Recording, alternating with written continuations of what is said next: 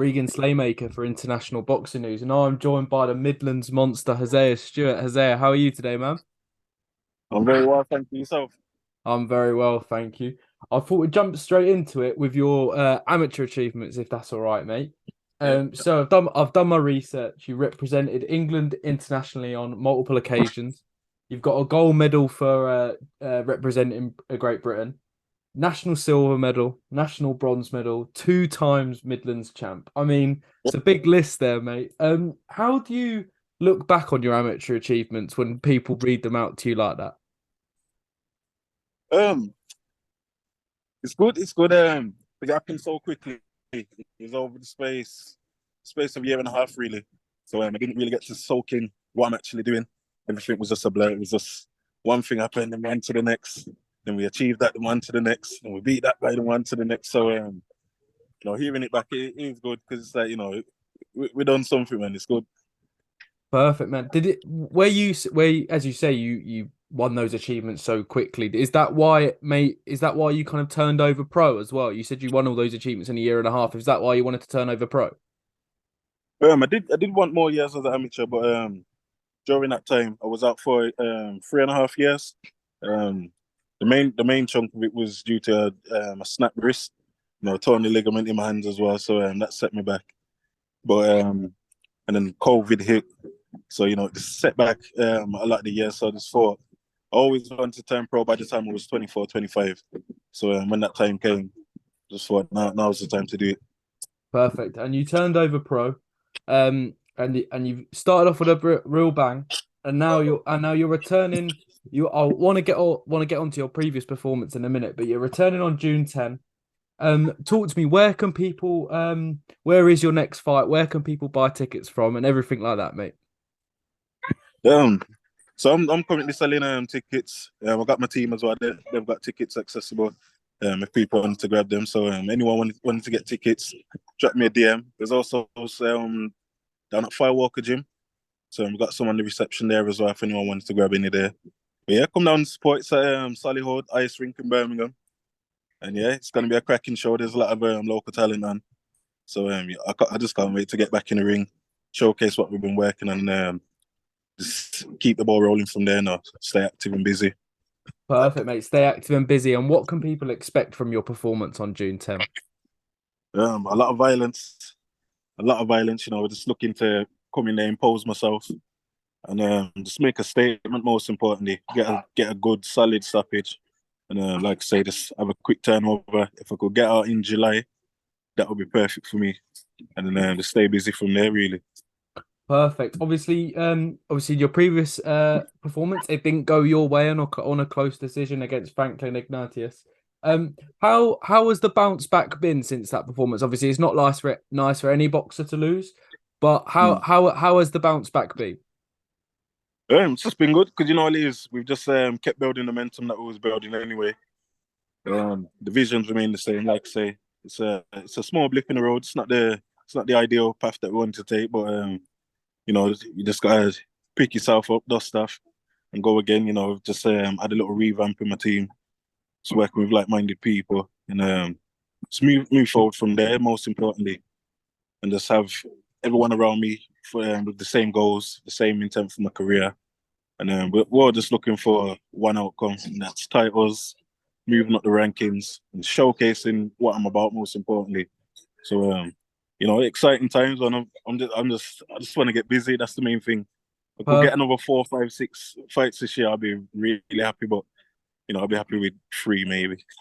Perfect, mate. Well, we look forward to seeing all of those. And I mean, continuing kind of go back on the right path. I mean, going for your Instagram, sparring Frazer Clarke. You've also sparred Dillian Whyte in the past, Anthony Joshua in the past, and obviously Martin Bakole, who I think on Twitter he's knocked out every single heavyweight on the planet at the moment, which I always find quite funny. But I mean, those spars they bring out the best in you. Those are the top heavyweights in the country right now.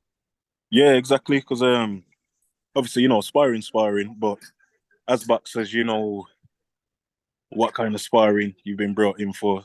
Some people are brought in for confidence boosters. Some people are just an extra man in the gym, and some people are brought in to give you that work. and get your fight ready. And I always find myself in those situations where I'm doing the chunk of the rounds and getting thrown in when they're fresh.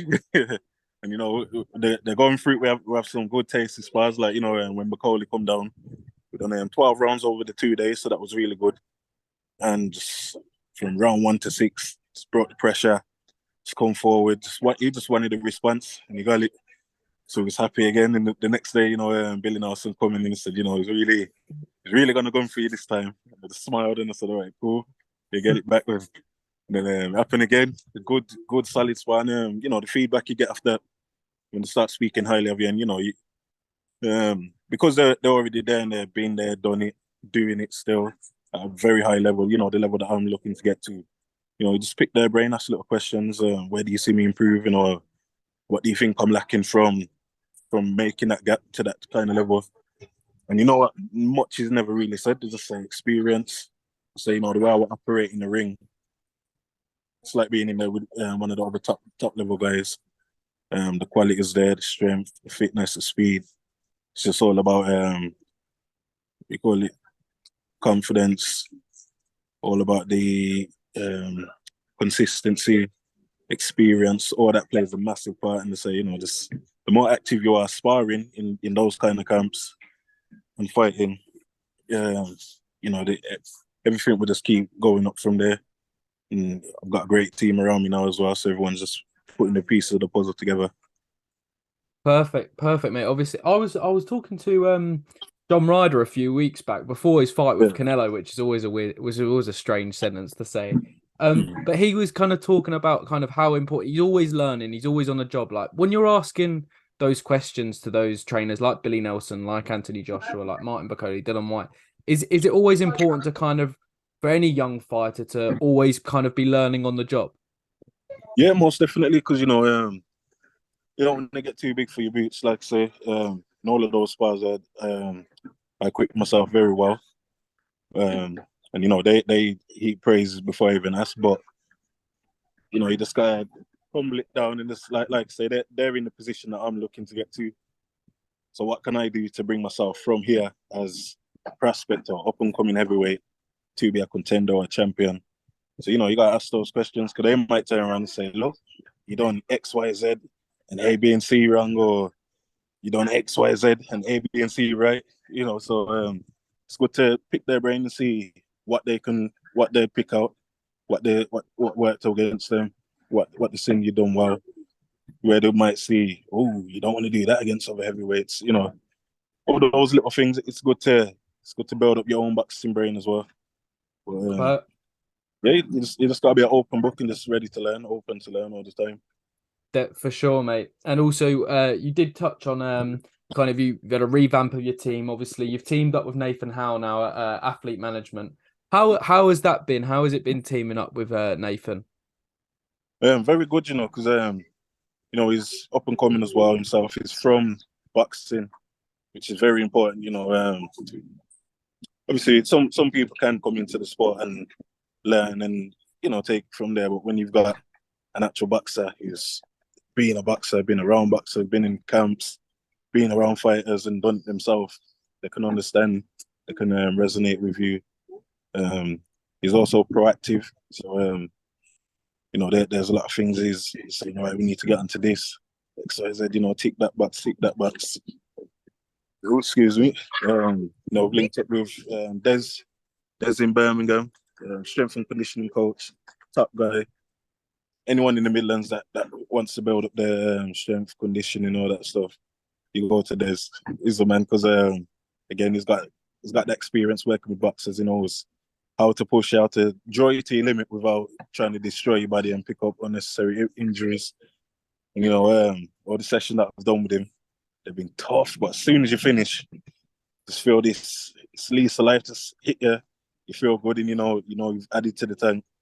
And the next time you come in, it ups it just that little bit. That little bit adds a little bit more, changes that a little bit, and adds something else in, and it hits you again, very different. You build off that, and you keep going from there. Clifton Mitchell as well, got him on board as my coach. Being a heavyweight himself, that's very important. Somebody that's had experience training heavyweights, being around heavyweights, how knows how heavyweights operate because he's been a heavyweight boxer himself. He knows how to structure my training. Certain, like I said, there are certain things that you might say, right then, as a heavyweight, that's good. You want to do that, keep that on people. As a heavyweight, don't do that because that's where it can get dangerous, or that's where you might find yourself vulnerable. So having those kind of people, the knowledge. He's been in big fights with Fury and Klitschko. Been in those kind of camps, so he's experienced in all this stuff. And most importantly, these people that I've got on my team, they all believe. They believe, but they know that there's a lot of work to do. So it's good. It's good. I feel refreshed.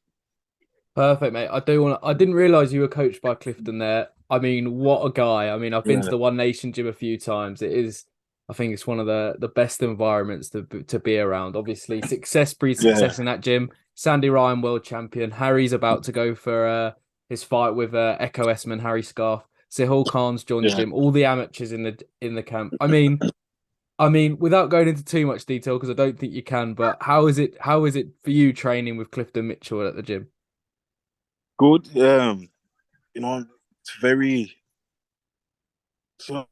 It just clicks well. The first session I had with him, just have a little show. Was I've been speaking to him for a while, and it's like, look, I'd like to work with you. And that was a major factor for me. And so I went down there to see how we work, because may want to work with someone, but if I can't listen, he can't coach me, and if I don't believe in what he's teaching, then I won't learn much. So we're seeing if we click. And in the first 10 minutes, I burst out laughing because he didn't try to change much. It was just a little tweak, and the way it changed me, I just had to laugh because I was just baffled. I was just like, he hasn't tried to give me a 50-hit combo. He ain't said you need to completely change your style or you got to do this or you got to sit down in a squat for the whole fight. Nothing crazy, no crazy methods. It was just, look, put your arm in this position, throw it like that. And I just burst out laughing. So it's like, straight away from then. And he was not just there to get a job or to blag it or, there's no ulterior motives. He's into boxing. He wants to help his fighters. He wants to develop fighters that want to develop themselves as well. And, he's got all the tools in the box there that I'll bring us along the right way, man. So that was a no-brainer. And experience speaks for itself as well. As you say, world champion in the gym. He's got a lot of the top up-and-coming people now. I'm stranger titles.